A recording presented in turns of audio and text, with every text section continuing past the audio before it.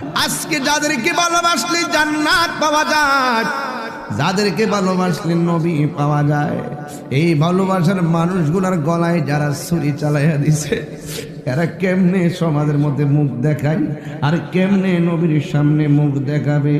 মুচি কো পাওয়ালো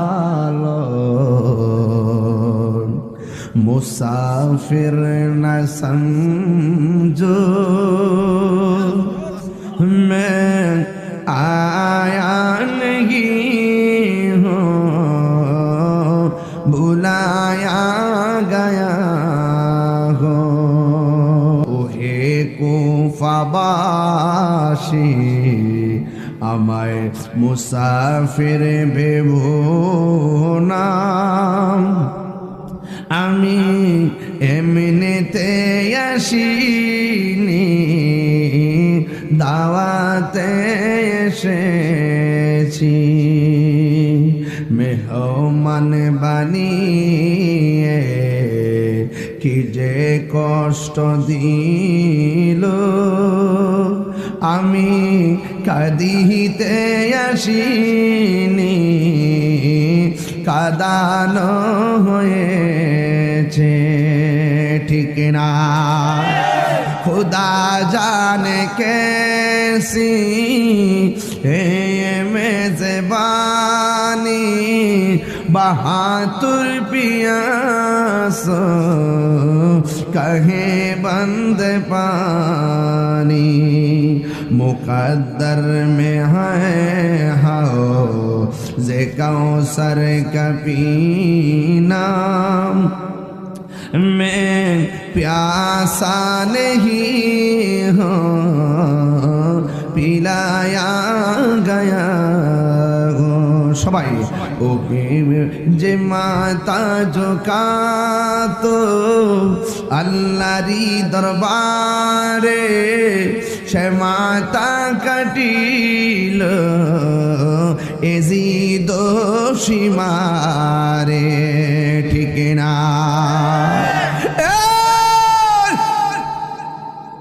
ও আমার মিনার কুটির বন্ধু, গায়ের মধ্যে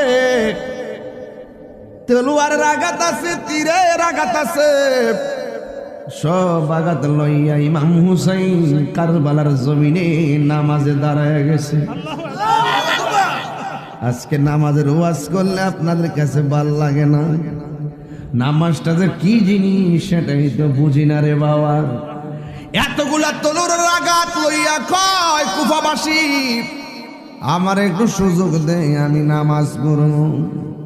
ওই নামাজের ভিতরে মজা আছে না নাই? আর জোরে বলো, আছে না নাই? ইমাম হুসাইন যুদ্ধের জন্য কারবালাতে যায় নাই, ওরা বলছিল মরিদ হবে মরিদ, ধোঁকা দিয়া নিয়ে গেছে। ইমাম হুসাইনের বিরুদ্ধে তারা ষড়যন্ত্র করে নবীর বংশ শেষ করবার জন্য পাগল হয়ে গেছে। অনেকে বলেন হুসাইন রাদিয়াল্লাহু তাআলার সঙ্গে দ্বন্দ্ব। আমি জানতাম চাই দ্বন্দ্ব হইলে 6 মাসের বাচ্চারা মারছে কেন? তার মানে প্রমাণ হয়ে যায় এদের উদ্দেশ্য খারাপ ছিল। ওরা চাইছিল নবীর বংশের বাতি নিভাইয়া দেওয়ার জন্য। রাখে আল্লাহ মারেকে। এখনো জয়নাল আবেদিনের উত্তরসূরি বিশ্বের জমিনে আছে না না?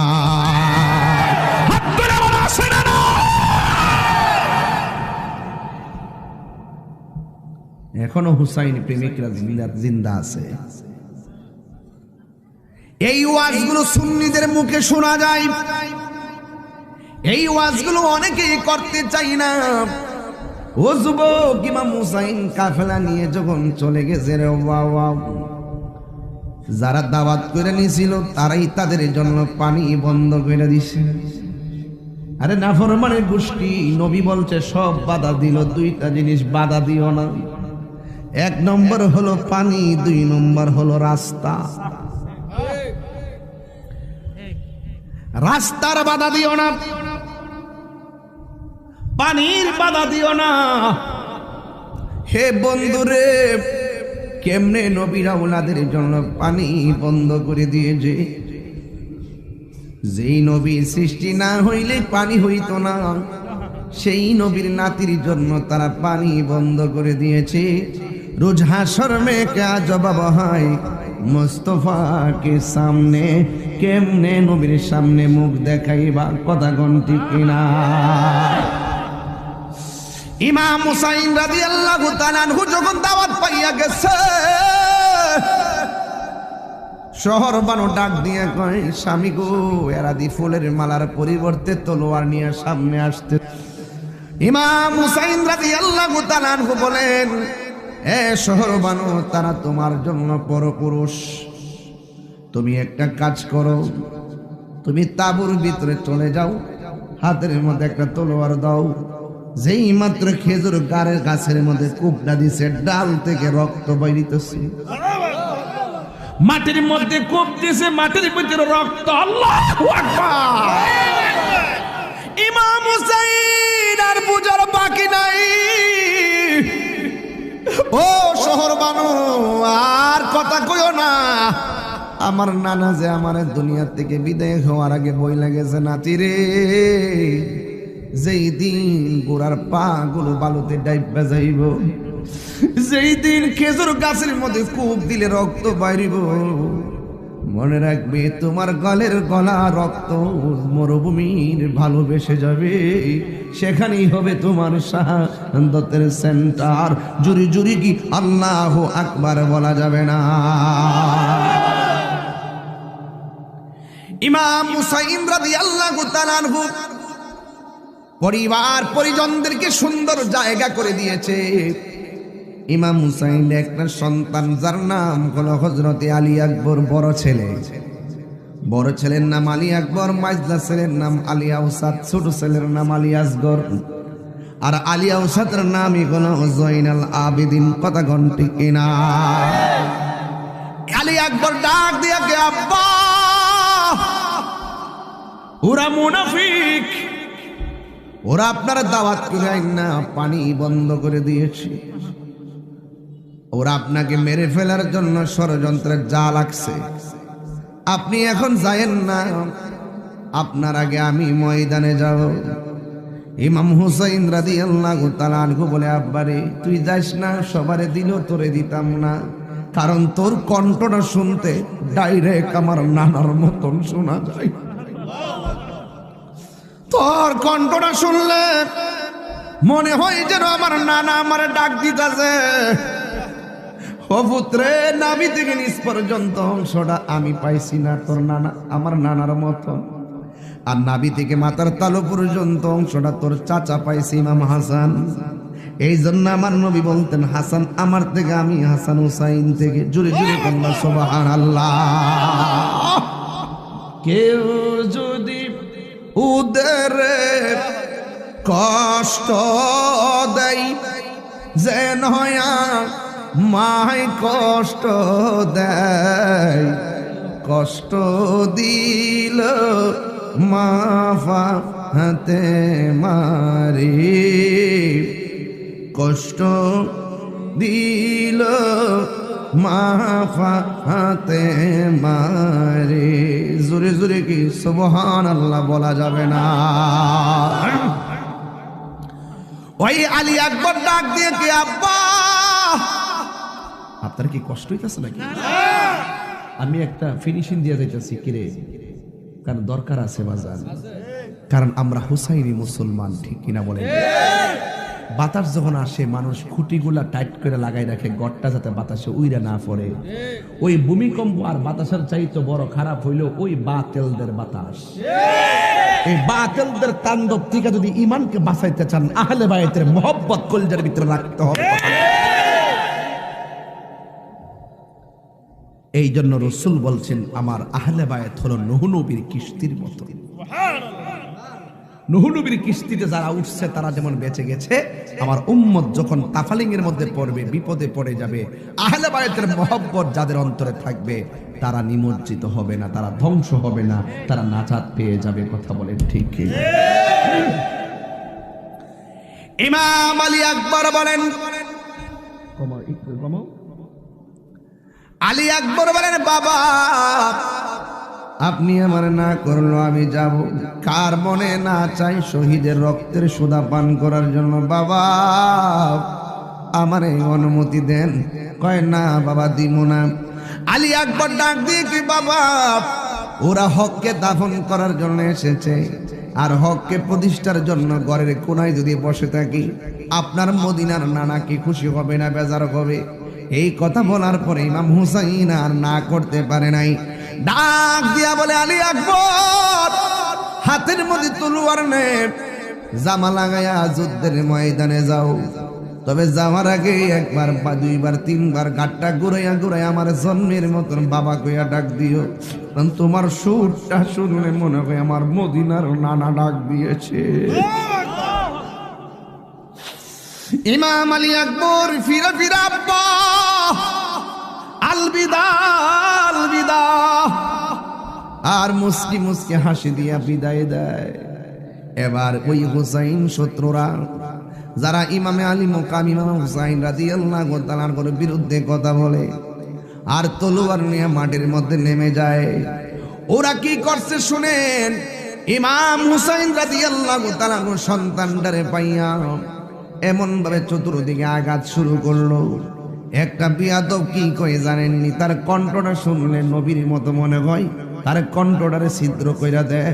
এই কথা বইলা গলার ভিতরে তলোয়ারটা ঢুকাইয়া দিছে। যেই মাত্র কণ্ঠের ভিতরে তীর ঢুকাইয়া দিছে, হঠাৎ করে বাপের কথা মনে হয়ে গেছে।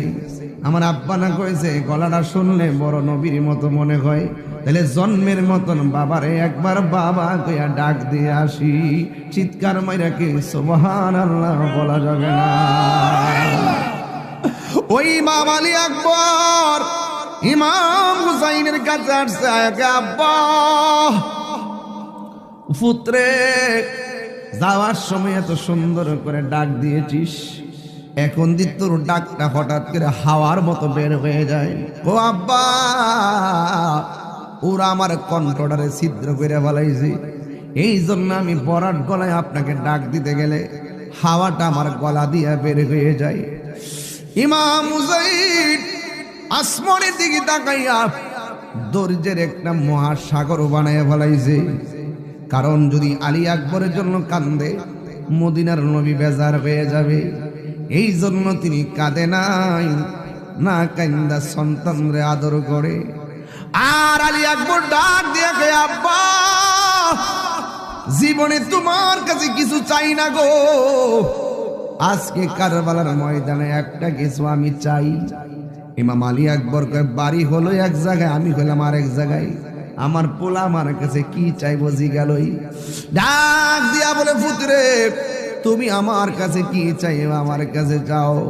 কয়ে বাবা আপনার কাছে আমি বাড়ি চাই না, আপনার কাছে আমি ঘোড়া চাই না, আপনার কাছে চাই শুধুমাত্র এক ফোঁটা পানি আমার গলার মধ্যে দিয়া দেন, আমার কলিজাটা শুকাইয়া গেছে। ইমাম হুসাইন চোখের পানি বাড়াইয়া কান্দে গো, আমি কেমন বাবা হলাম, মস্কের ভিতরে পানি নাই, কূপ থেকে পানি তুলতে পারি না, ফুরাতের পানি তারা বন্দি করে ফেলেছে, কেমনে জাদুমনির তৃষ্ণা মিটাবো। এই কথা বইলা সন্তানরে তো বললে, সন্তানের তো গলার মধ্যে তৃষ্ণা রয়েছে। এবার বাবা সন্তানকে ডাক দিয়ে বলে বাবা রে, ও বাবা, ও বাবা রে আমার, তুমি আমার কাছে পানি চাইছো, আমি পানি দিতাছি, তুমি লম্বা হইয়া শুয়ে যাও। লম্বা হইয়া সন্তানটা মাটির মধ্যে শুয়ে গেছে। আল্লাহু আকবার কথা কেন? আরে কেমনে এই মুহূর্তে যদি কারবালা হইতো, মিনার কুটের মানুষ, কর্নেল বাজারের মানুষ, আখাউড়ার মানুষ বাড়িঘর বেচা বিমান দিয়া উড়িয়া যাইয়া ওই আলী আকবরের গলার ভিতরে বাংলার জমিনের পানি ঢাইলা দিতাম। কথা কোন ঠিক কিনা? সুহাদায়ে কারবালা, সুহাদায়ে কারবালা। এই যুবক ভাইয়ের আমার, ভালো মানুষ কি পানির বাধা দেয়? ভালো মানুষ কি রাস্তার বাধা দেয়? আমার নবী কইছে রাস্তার বাধা দিও না, পানির বাধা দিও না। আর ওই ইয়াজিদ আজকে ঘটনাটা যদি ইহুদিরা ঘটাইতো মন্ডারের মধ্যে বুঝ দিতাম, আজকে ঘটনাটা যদি খ্রিস্টানরা ঘটাইতো মন্ডারের মধ্যে বুঝ দিতাম। এদের সাথে আমাদের ধর্মের সংঘর্ষ আছে, কিন্তু মুখে দাঁড়িয়ে রেখা, মাথার মধ্যে পাগড়ি রেখা, 5 ওয়াক্ত নামাজ পড়া, ফুরাতের পানি দিয়া উজু গোসল করি